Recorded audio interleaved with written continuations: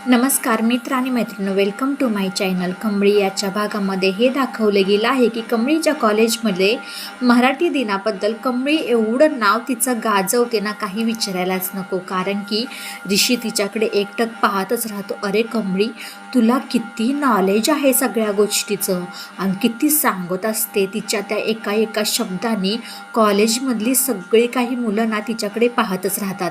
किती कमळीला नॉलेज आहे, किती मराठी भाषेबद्दल कौतुक आहे, हे सगळे काही पाहत राहतात. तोपर्यंत ते अन्नपूर्णा आजींनी कामिनी आणि रागिणीला चांगलंच रूममध्ये बंद केलेलं असतात. ते सुजाता अगं दरवाजा खोल असं काही भरपूर ओढतात. पण अन्नपूर्णा आजी म्हणले की मी जोपर्यंत बोलत नाही तोपर्यंत कोणीही दरवाजा उघडायचं नाही, एवढं लक्षात ठेवा. असं काही सांगितल्यानंतर ना त्या दोघीजणी ओरडून अक्षरशः त्यांचे हातपाय कापायला लागतात. अन्नपूर्णा सुजाताला सांगते की जा सुजाता, दरवाजा खोल. सुजाता कशी तरी घाबरत जाते आणि दरवाजा खोलते, कडी काढते. तो पण कामिनी रागिनी पटकन तिच्या अंगावर धावून येतात. काय गं सुजाता, कुठं होती सकाळपासून? आणि काय गं, आमच्या दरवाजाला कडी कुणी लावली?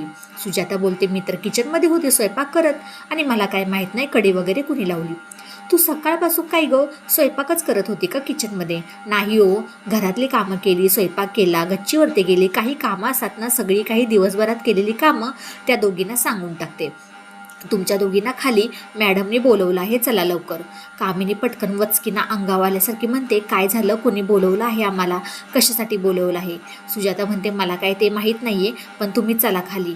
त्या दोघी जणी जराशा कशा तरी बावचळल्यावाने करतात आणि खाली जातात. तोपर्यंत ते कमळीने आपला म्हणतात ना झेंडा चांगलाच फडकवलेला असतात. जे 3 मुलं असतात ते म्हणतात की आम्ही मराठी बोलणार नाही बोललं तर काय करणार आहेस तू? कमळी त्यांच्याकडे मोर्चा फिरवते आणि म्हणते, तुम्ही मराठी बोलणार नाही, ठीक आहे, नको बोलायला, पण अरे हितच खाताय, हितच पिताय, सगळं काही तुम्ही हितेच करताय, शिकताय, राहताय, सगळं काही कॉलेजमध्ये तुम्ही करताय आणि तुम्ही मराठी बोलणार नाही? ठीक आहे, आता प्रत्येक ठिकाणी आपण गेल्यानंतर ती भाषा आपण वापरतो, पण मराठी बोलायला काय प्रॉब्लेम आहे तुमच्या सगळ्यांना? असं काही ती बोलली जाते. एकही शब्द तिच्या तोंडातून इंग्लिश येत नाही, सगळं काही ती मराठीमध्ये बोलत असतात. ती मुलं शेवटी तिचं ऐकत नाहीत आणि ते सगळेजणे ग्रुप करून ते एकीकडे निघून जातात. अखेरकार ऋषी कमळीपाशी येतात. म्हणतात, काय गं कमळी, किती नॉलेज आहे तुझं.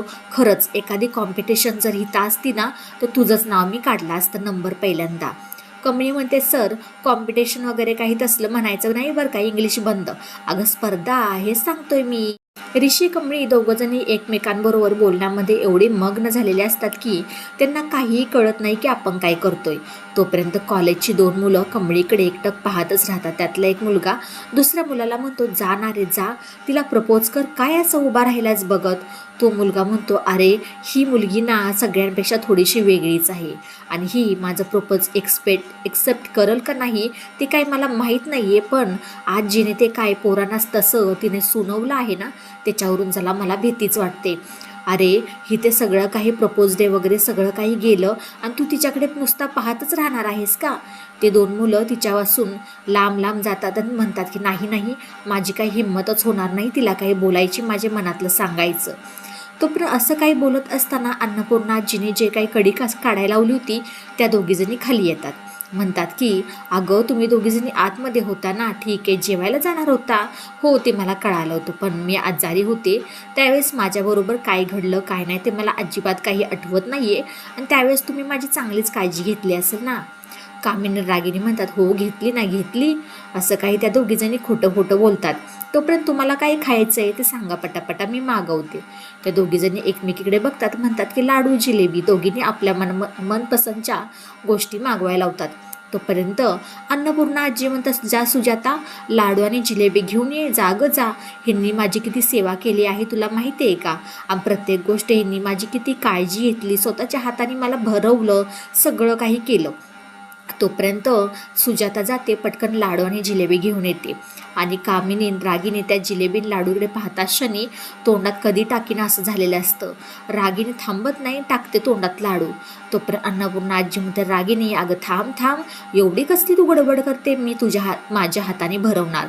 त्या दोघींना एवढी पोट फुगेपर्यंत अन्नपूर्णा आजी त्या दोघींना लाडू जिलेबी असं तोंडात मावत नसतं तशा प्रकारे एकदम त्या दोघींना भरवत असते. त्या दोघीजणी बापरे पोट धरून धरून पूर्ण घरामध्ये लोळत असतात. हाच व्हिडिओ अन्नपूर्णा आजी काढते आणि कमळीला पाठवते. कमळी म्हणते, वा अन्नपूर्णा आजी, जसेच तसे चांगलं तुम्ही उत्तर दिले आहे बरं का, असं काही म्हणता. अशाने त्या दोघीजणी घरी येतात आणि त्या दोघींची अवस्था काही पाहून निगी आणि कमळी म्हणतात, अरे काय झालं तुम्हाला, असं का लोळताय तुम्ही पोट पकडून. कामेमध्ये, कमळे गावच्या गवार, तू जे काय बोलतेस ना, तुला सगळं काही माहिती आहे, नाटक करू नकोस तू. राजाने त्या दोघांची अवस्था पाहून आणि त्याच्याकडे पाहून एकदम बिकट अवस्थानं हसायला लागलेला असतो. तोपर्यंत कमळी आणि निगी अन्नपूर्णाजीला रूममध्ये घेऊन जाते. अन्नपूर्णाजी तिच्या मोठी नातीसाठी जी आत्तापर्यंत रूम सजवून ठेवलेली असते तिथे घेऊन जाते. कमळीला ते पाहता शनी थोडीशी इमोशनल होते. म्हणते की आपण कोणाच्या तरी भावनांशी आपण खेळत आहे आणि हे करतोय ते सगळं चुकीचं आहे.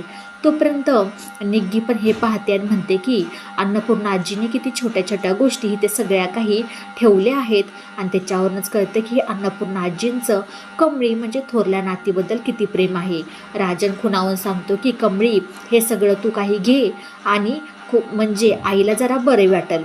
येणाऱ्या भागामध्ये आपल्याला थोडक्यात पाहायला भेटणार आहे की इथे ज्या म्हणजे त्यांच्या घरात काम करणार असतो त्याला करंट लागलेला असतो, ते करंट लागलेल्याचं सत्य अन्नपूर्णासमोर येतं. अन्नपूर्णा म्हणते, काय झालं होतं कमळी, मला हे सांगशील का. कमळी म्हणते, काही नाही, ज्यांनी करंट लावण्याचा प्रयत्न केला त्यांनाच आपण लागूया आणि सेम तसंच सगळं काही घडतं. कामिनी, रागिनी अनेकाला चांगलीच करंट देऊन शिक्षा दिलेली असते. आणि खूप छान भाग येणारा होणार आहे. व्हिडिओ शेवटपर्यंत पाहिल्याबद्दल खूप सारे मनापासून धन्यवाद. आवडल्यास लाईक, शेअर, सबस्क्राईब करायला अजिबात विसरू नका. चला भेटूया आपण पुढच्या व्हिडिओमध्ये. बाय सगळ्यांना.